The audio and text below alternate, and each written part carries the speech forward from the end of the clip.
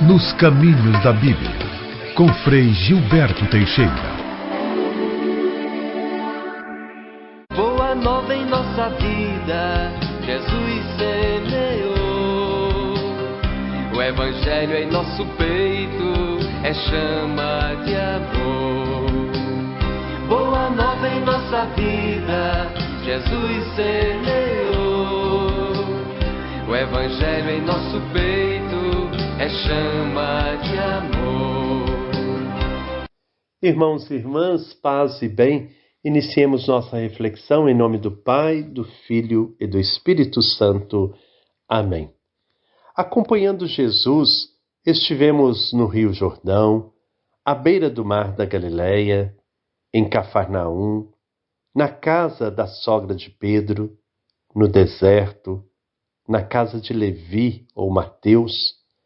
Agora podemos ficar em qualquer lugar, pois a resposta que Jesus dá a uma pergunta que lhe é formulada serve para toda e qualquer ação dele, e também para toda e qualquer ação daqueles que o querem seguir em qualquer tempo ou lugar. Que nós possamos então ouvir de coração aberto a resposta que hoje Jesus dará a uma questão que lhe é formulada. Façamos então nossa oração.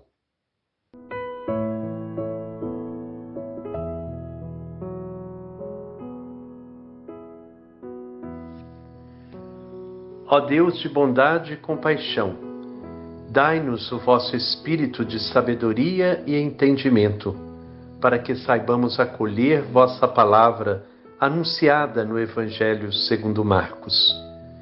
Enviastes vosso Filho ao mundo para anunciar vosso reino de justiça e paz.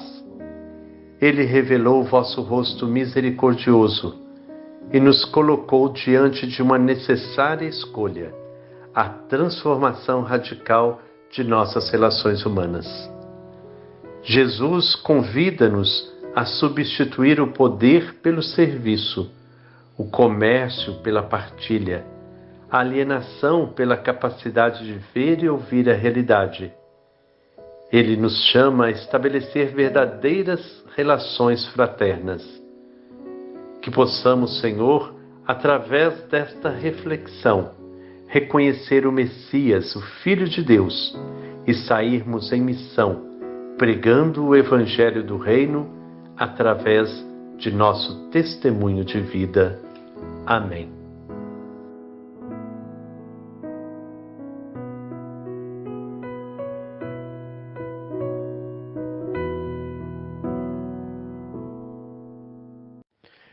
O texto bíblico que irá iluminar a nossa reflexão de hoje está no capítulo 2 do Evangelho de Marcos, versículos 18 a 22. Capítulo 2, versículos 18 a 22. Vamos acolher a palavra e ouvi-la com muita atenção.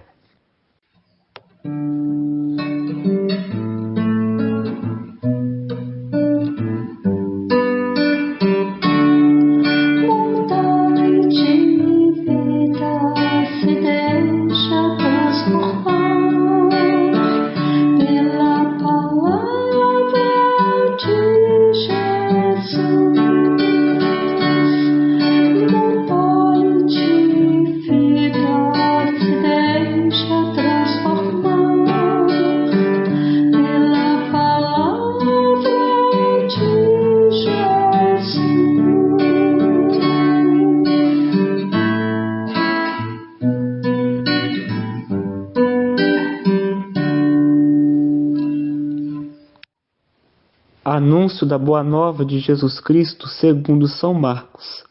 Glória a vós, Senhor. Os discípulos de João Batista e os fariseus estavam fazendo jejum. Então alguns perguntaram a Jesus: por que os discípulos de João e os discípulos dos fariseus fazem jejum e os teus discípulos não fazem? Jesus respondeu: vocês acham que os convidados de um casamento podem fazer jejum enquanto o noivo está com eles? Enquanto o noivo está presente, os convidados não podem fazer jejum, mas vão chegar dias em que o noivo será tirado do meio deles. Nesse dia, eles vão jejuar. Ninguém põe um remendo de pano novo em roupa velha, porque o remendo novo repuxa o pano e o rasgo fica maior ainda. Ninguém coloca vinho novo em barris velhos, porque o vinho novo arrebenta os barris velhos, e o vinho e os barris se perdem. Por isso, vinho novo deve ser colocado em barris novos. Palavra da salvação. Glória a vós, Senhor.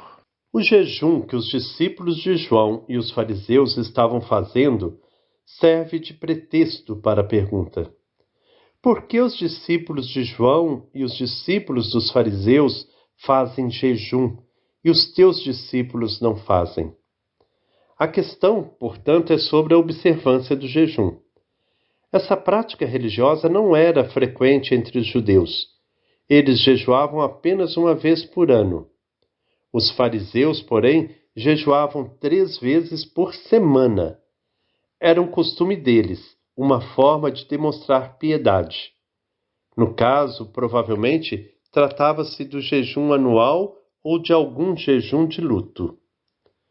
Jesus respondeu: vocês acham que os convidados de um casamento podem fazer jejum enquanto o noivo está com eles?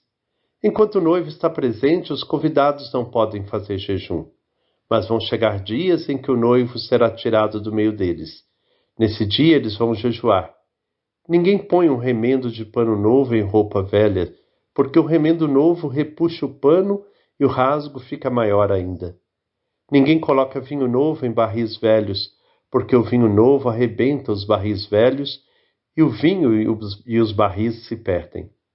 Por isso, o vinho novo deve ser colocado em barris novos.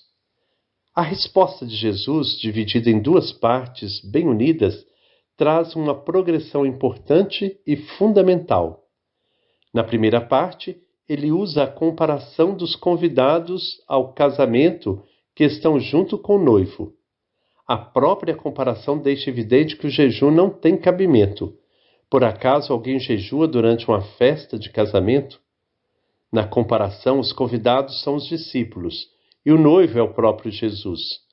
O jejum e a penitência só têm sentido quando servem de preparação, quando indicam uma disponibilidade de conversão para aquilo que Deus quer, a fim de realizar sua ação salvadora. Jesus já é a presença de Deus no meio dos homens, indicando assim a chegada do reino de Deus. A presença de Jesus é, portanto, tempo de alegria pela manifestação da boa nova, da notícia alegre que ele traz consigo para todos os marginalizados, os convidados. Exigir que os discípulos de Jesus jejuem, nesse momento, é uma contradição, é algo fora do tempo. Só a ausência de Jesus justificaria essa prática como sinal de luto. Assim, Jesus relativiza a prática do jejum. Ele só tem sentido se Jesus não estiver presente. Diante da boa nova, o jejum é inútil e extravagante. A segunda parte da resposta completa a explicação e atinge o núcleo da questão levantada, o conflito entre o novo e o velho. Para isso, Jesus usa outras 2 comparações: remendo novo em pano velho e vinho novo em barril velho.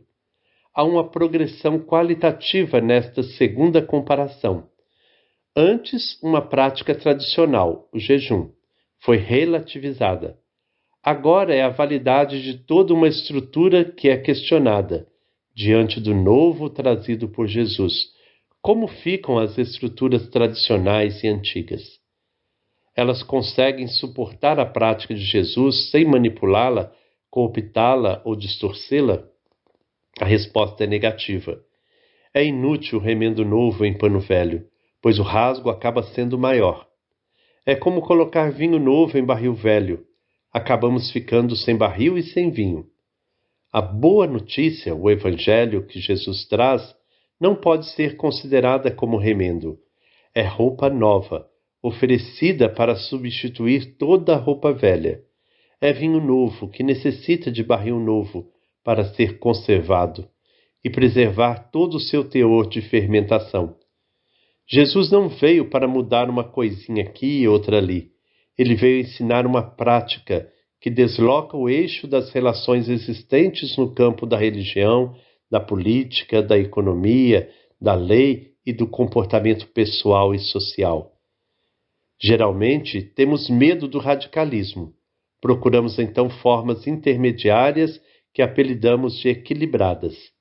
Se considerarmos o radicalismo como busca de sanar o mal pela raiz, tal atitude torna-se profundamente evangélica. As doenças disseminadas numa sociedade injusta e discriminadora não são apenas males esporádicos que se curam com uma pomada ou um comprimido. Elas expressam a enfermidade incurável de todo o corpo. Para indicar essa atitude equilibrada que não quer atingir a raiz, nosso povo criou expressões como ter um pé numa canoa e o outro em outra, tapar o sol com a peneira, ficar em cima do muro, deixar como está para ver como fica. O noivo, que é Jesus, não só liberta os convidados do noivo, que são os discípulos, da observância de uma lei, relativizando-a, mas traz o novo, que exige a substituição de uma estrutura velha por outra, como condição para que a prática evangélica produza de fato vida e liberdade para todos.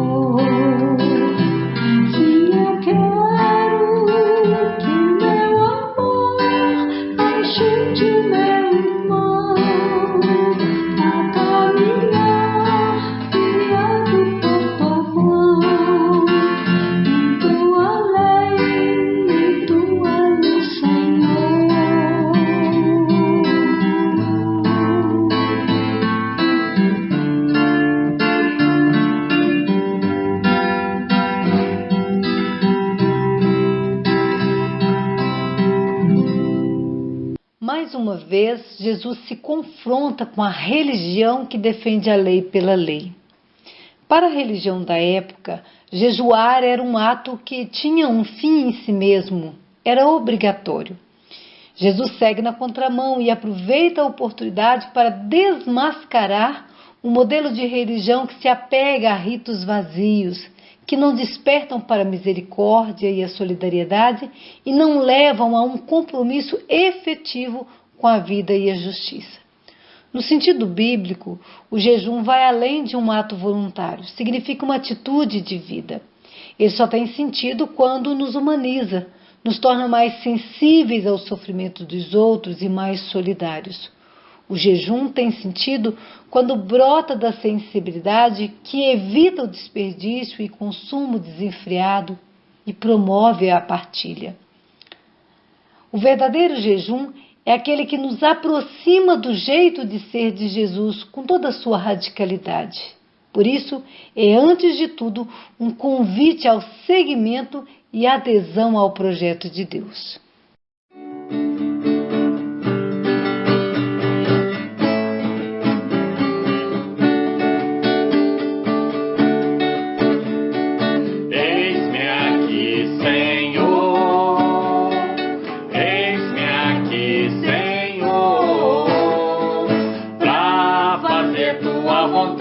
Pra viver no teu amor, pra fazer tua vontade, pra viver no teu amor. Eis-me aqui, Senhor. O Senhor é o pastor que me conduz por caminhos nunca vistos, me enviou. Sou chamado a ser fermento, sal e luz, e por isso respondi: aqui estou.